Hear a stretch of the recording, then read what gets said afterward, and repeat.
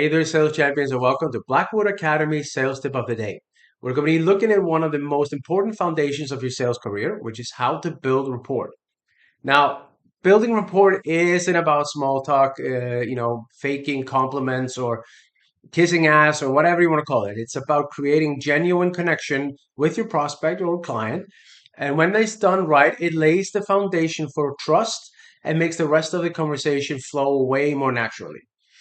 Let's break down how to build a report, how to do it quickly, how to do it efficiently, and how to do it on really any sales call that you're going to be on. It is one of those fundamental, practices that you need to learn. And if you've been in sales for years, like I've been in sales for 20 years now, you know how to do this pretty automatically. But it is always good to have a refresher course. So let's look into it. So why report matters? Well, look, like I said, it should be pretty standard and self-explanatory, but people buy from people they like. People buy from people. They buy from you if they like you, if they like the company, if they like you, if they like the product. It's simple as that. And building a report isn't just a nice to have. It is essential to reduce skepticism, increase engagement, opening the door for, deeper, more meaningful conversations. And without report, even the best pitches can fall flat.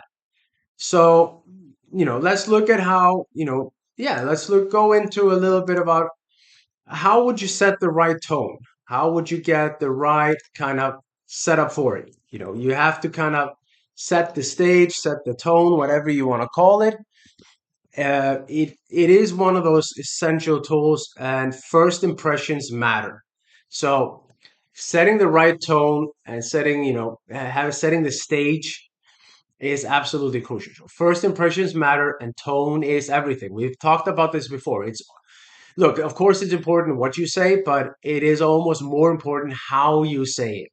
So when you make the initial, call, your tone should be confident. Sound like you belong there. Like calling them is a natural thing. It's not something inappropriate or inconvenient or a hassle. You're supposed to call them because you have something valuable to offer. It should be warm. You should be friendly and approachable and engaging. Show some energy, show some enthusiasm. With that, you set the tone. Like you can dictate how the whole thing goes, how the tone goes, how the rest of the conversation go just by having the right kind of tone, the right kind of approachability. So imagine just that you're talking to a friend that you haven't seen for a while. That's the tone you want to go for. Not too formal, not too casual, just genuine. Like, this is not your best friend, so you're not going to throw out the F bomb or some curse words or speak to them like, like you absolutely have known them for 30 years and saw them just yesterday. You want to have, so like a friend that you are close to but haven't seen for a while. So let's, try to personalize your opening, for example. Try to make it personal. Like, don't just jump straight into the pitch. Instead, try to personalize your opening based on what you know about the prospect or their company or whatever it is. Like, here's, a couple of examples of how to do that. It would be, referencing something specific. I noticed that your company just recently hired a lot of people or has grown a lot or has expanded into X market. How's that been going for you guys? So, how are things progressing? How are things moving forward? If you have a mutual connection or shared interest that you've seen on their page, definitely use that. Or if you see, for example, that he spoke at some recent, industry event, or he was at an event, just ask, hey, I saw you were at Tech Barbecue or whatever it is. How did that go for you guys? Like, how was it, progressing? How were things moving? It just opens them up. It makes it a little bit more personal and be relevant. Tie your opening to the industry, the role, the recent achievements, whatever it is. Don't make it just completely generic. I've used sometimes, if there's a national football game or soccer, or depending on where you are in the world, but we're in Europe, so let's say football. I've used that. If there was a football game that weekend, national team, I would use that as like an opener. Like, if if Iceland lost really big, I would use that as like, oh, did you see the game? What a headache, Or if they did really well, like, wow, that was an amazing game. Did you catch that? And that can help you. I'm not saying you have to use sport, but just something else to kind of set the stage, break the frame, all the fancy lingo you want to use, but it's just about making it a little bit more genuine, a little bit more personal. So a personal opening shows that you've done your homework as well. It makes the call feel less salesy, and less like a cold pitch and more like you're having actually a meaningful conversation. Now, one tool as well that is well known in any kind of negotiations or anything else is mirror and match. So mirroring is a subtle but very powerful technique for building a rapport. And this is how it kind of works. You match their tone and energy. If they're upbeat, match the enthusiasm. If they're more reserved, tone it down a little bit. Now you can dictate the tone and the energy of the meeting by bringing it up a little bit, but you don't want to be at 90 out of 100 if they're at 20 out of 100. Like, but if you want to get the mood up a little bit or get the energy up, you match their energy and you slowly kind of drag them with you up. So use similar language, if they're using certain phrases or terminology, mirror it back to them. I know for some this is, comes second nature, but for other people it is something that's valuable to remember, to rehearse. So why this works is, well, people feel, naturally connected with others that feel familiar. It's a psychological principle. Look, you can look at this up in psychology and anything, in seduction, in 48 laws of power, in all those books. Mirror and match is one of those basic fundamental tools that you need to know how to do.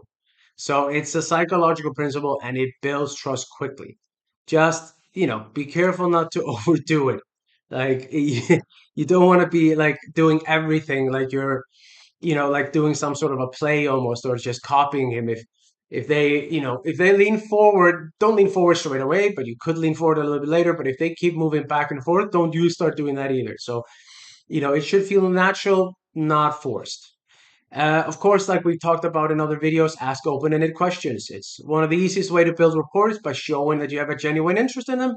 So ask an open-ended question to get them talking. And then, of course, as we talked a lot of video, silence. Shut up. When you when you've asked an open-ended question like, "What's been your focus lately? What challenges are you seeing? How did you get started in your role?" Whatever it is, be quiet. Let them speak. Give them space to come forward. Why this works, like we talked about before, people love talking about themselves. They feel more connected to you when they do. Plus, you gather valuable insight that's going to help you guide the rest of the conversation and close the sale. So the key is to listen actively, don't ask questions just to ask questions. You want to have a purpose for it and really pay attention to their answer because that's going to help you formulate the rest of the sales conversation. So share a little bit about yourself as well. Rapport isn't just a two-way street. It's important to focus on the prospect, though, but tell a little bit about yourself. A quick kind of anecdote could be related to their challenge or related to their experience from your own career. Like I recently started as a sales director for the Nordics for a new company, and I've been calling existing clients and people we want to get back in. And I tell them, look, I'm just calling you really shortly. I want to hear what your experience was using our service. Want to get it straight from the source. I just started here, so I'm new as a sales director here. I want to hear it from you, and just so we can do it better. And it opens them up. It's just I'm giving them a little bit about me. I'm new here. I'm still learning on these products and learning on the service. I want to hear from you, our customer, what's important to you. So I'm asking them an open-ended question and sharing with them that I am, new here, but I want to, get from you, not just like what I hear from my colleagues or my coworkers. I want to hear from you, the people or the companies using our product. So this works because this creates a sense of connection. It makes the conversation feel a lot more human. Just keep it brief and relevant. You don't want to dominate the conversation with it, of course. Like right after I say that, I don't keep going, oh, yeah, I got the job here and there. Da, da. That's it. I just share that. Some common mistakes to avoid. Yeah, don't overdo the small, don't overdoing the small talk. Don't overdo it. Keep it professional. Don't waste their time with irrelevant chatter about things that don't matter. It's just a small thing. Get in there and set the tone right. Uh, being insincere. People spot it. If you're fake complimenting something, they will spot that right away. You're already lost them there, and they now don't trust you. So don't be ingenuine. Insincere, or like just be real and be genuinely interested. You should be. It's your client. So, and also just skipping report entirely, jumping straight into just the pitch. It just makes it feel transactional. It just makes it feel, yeah, it's one of the hundreds of cold calls they've gotten through the years, and it's just like one of these. So rapport building is about quantity, not quality, not quantity. So focus on making a genuine connection and not just like you're going through a checklist. That makes it a lot more personal, and like you're not just pitching them like they're just another, yeah, just one in a million. So let's look at closing the loop. How do you make the transition? So once you build the report, it's time to transition smoothly into the main part of your call. And look, if you ask them something like, I was targeting HR managers that just got their job for not long ago, and after I asked them, I said congratulations on the job. It showed that I've done my homework. It wasn't just a name and a number on a list. I say, asked them how things have been going, and how has it been, onboarding or starting or whatever it is. And after they've done that, I've just said like, oh, okay, like, look, that's amazing. Again, congratulations on the job. And, it's nice to hear that things are, progressing and you're getting into it. And then I would go into something, based on what you said. I think I might actually be able to help you. Like, do you mind if I tell you a little bit more? You got 2 minutes for me? And why this works is just it's polite and professional, and it keeps the conversation flowing naturally. Remember, rapport isn't the goal, it's the foundation for a productive conversation. So it's not the end all and be all, but it is an important cornerstone of what you're doing there. So again, beating, the drum every video, practice makes perfect. So how do you build rapport? How do you get better at it? Practice, make mock calls, record yourself and listen to it. Prepare personalized openers for your next call. Research them. Experiment with mirror techniques to see what to make them feel natural. And of course, role playing. Do role playing with your colleagues, like I always say. It's the number one thing that I would always recommend. The more you practice, the faster building rapport will become a second nature. So, look, in closing, just to recap the video, building rapport is about creating a genuine connection. Use tone, use personalization, mirroring, and open-ended questions to make your prospect feel comfortable and engaged, and avoid common mistakes, and practice, practice, practice. Practice makes perfect. So, as always, if you found this tip helpful, hit the like button, subscribe, and turn on the notification for more daily sales tip. And if you want to really master the art of the sale, check out my Udemy course. It's in the channel description. And if you want to share this channel with your colleagues, please do.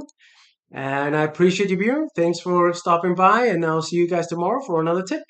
Thank you so much.